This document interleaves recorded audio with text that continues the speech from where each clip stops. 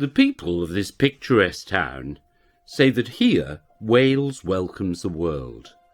Squeezed into the Dee Valley, just below the cascading Horseshoe Falls, Llangollen is said to be amongst the most visited of all Welsh towns. Its World Heritage Canal is enjoyed by thousands of narrowboat enthusiasts, not least to experience the thrill of crossing the monumental Pontcysyllte Aqueduct. At 38 metres above the valley, the highest canal aqueduct in the world. The volunteers of the Llangollen Railway are passionate about the preservation of train and track, which draws visitors from far and wide. From the old station in Llangollen, there are 10 miles of preserved railway line. Restored diesel and steam engine make trips to neighbouring villages. Just a stroll away, you'll find a place where inspiring visitors is a way of life. Here at the tiny Llangollen Museum and Art Gallery, housed in this quirky 1970s building, is a team committed to sharing Llangollen's history. Yes, the ladies of Llangollen have been a really important part for visitors to this area for the last 200 years.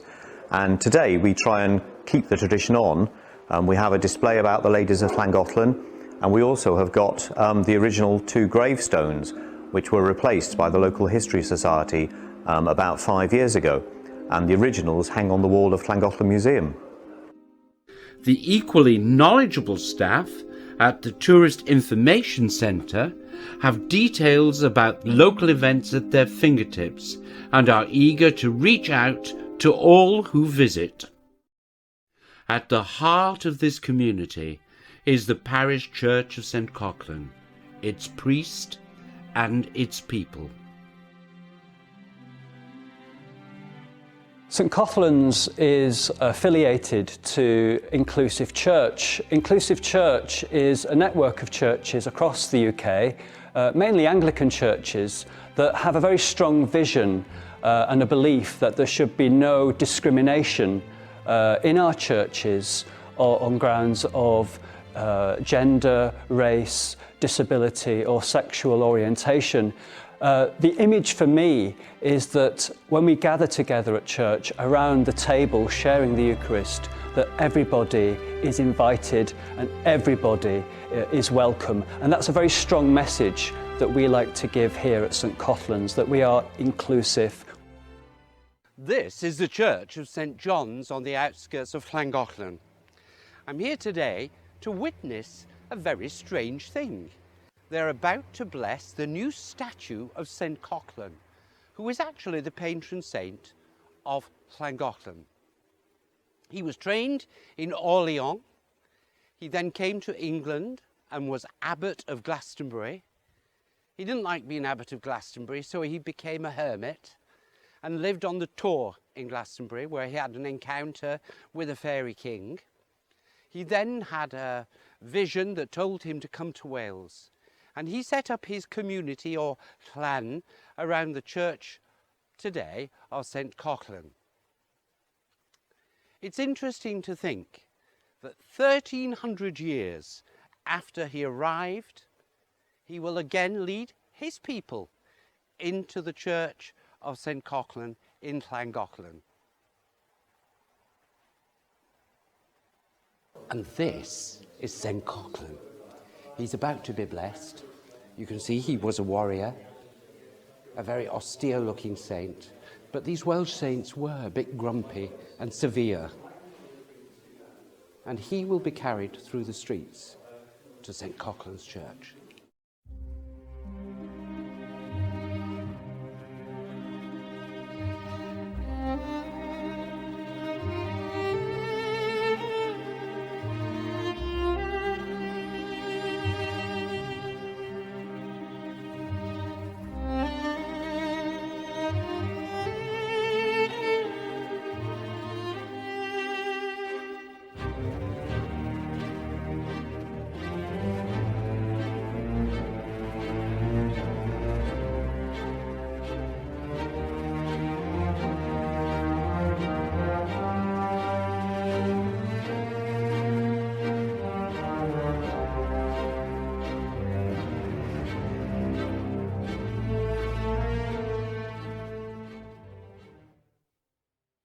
Just across the bridge at the Three Eagles restaurant on Bridge Street is a young executive chef, Adam Gaunt Evans, who has an international reputation, having worked at the Dorchester and the Greenhouse London and overseen kitchens in top restaurants and hotels around the world.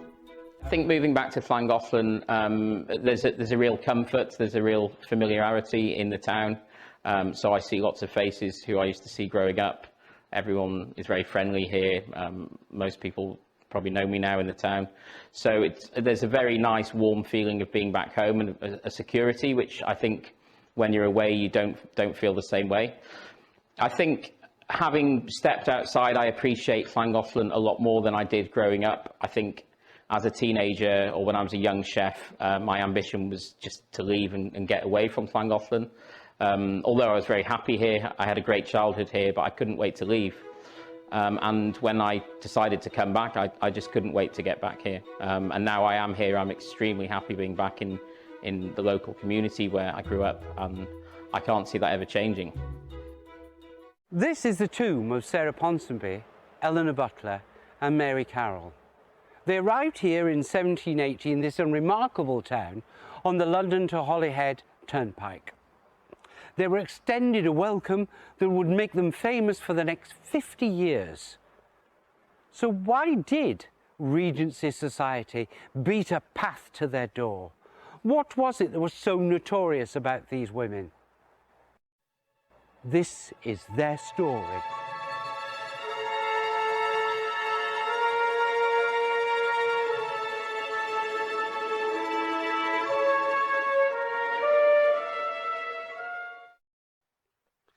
In May 1780, two aristocratic ladies, Sarah Ponsonby and Eleanor Butler, along with their devoted servant, Mary Carroll, arrived here to start a new life that would enchant and scandalise Regency society for the next 50 years. The Butler family at their home in Kilkenny Castle, Ireland, and the Ponsonbys from the grand and modern Woodstock were devastated when Sarah and Eleanor, ever the closest of friends, rejected conventional marriage, decided to leave Ireland and settle in Wales, giving up in so doing the sheltered and constrained life of the 18th century aristocrat.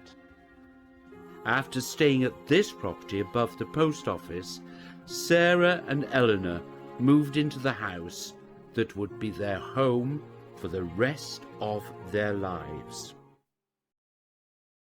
With no support from their families back in Ireland, Eleanor and Sarah began, without delay, their social rounds.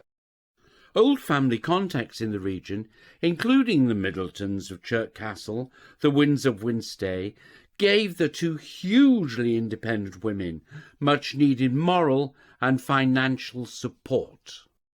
Sarah and Eleanor may well have rejected the conventional and shackled life mapped out for them, but to pursue their romantic dream, they had to be pragmatists.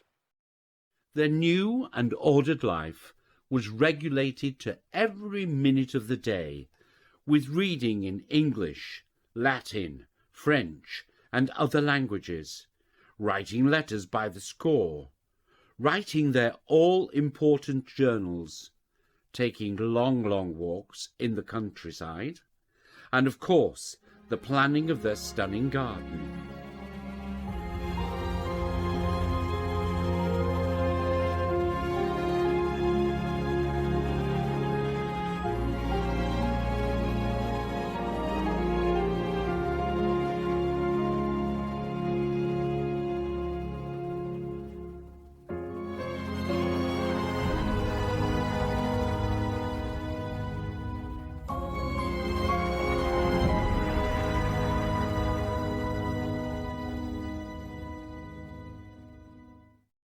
It wasn't long before the great and the good of Regency England were flooding into Llangollen to meet the enigmatic couple who had rejected so very much of their aristocratic past.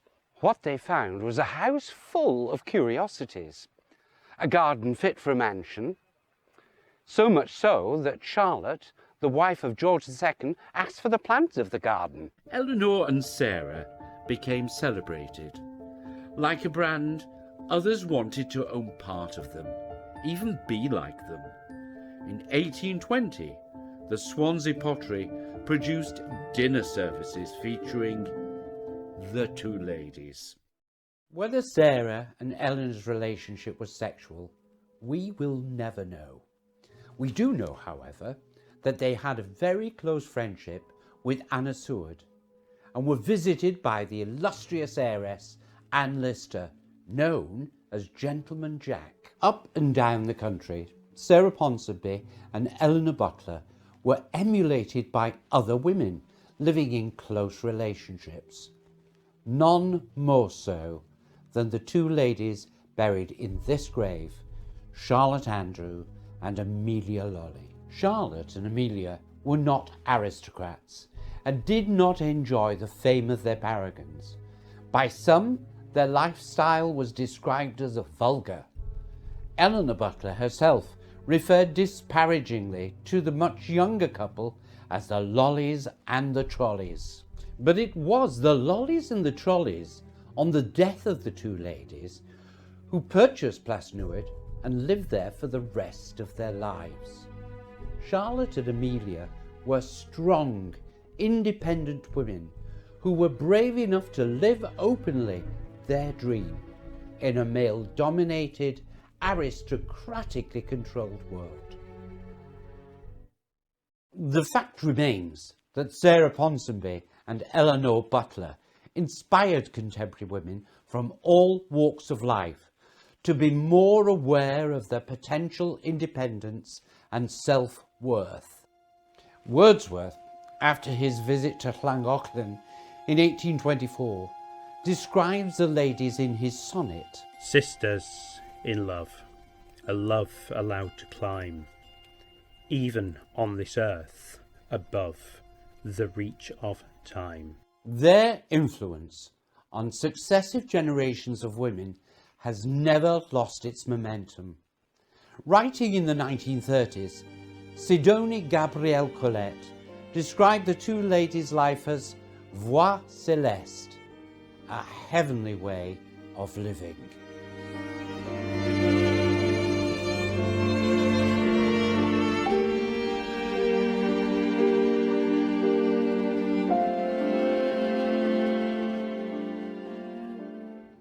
So there we have it. This small town of the River Dee has influenced people through time, from far and wide.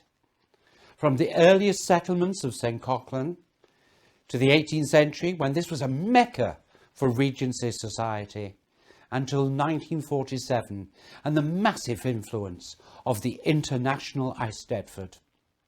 Our time here has come to an end. So I'd like to thank the people of Llangollen for making us so very welcome. We move on now in our journey through Wales to the Isle of Anglesey or Ynys Môn. So until then, Ŵl fawr.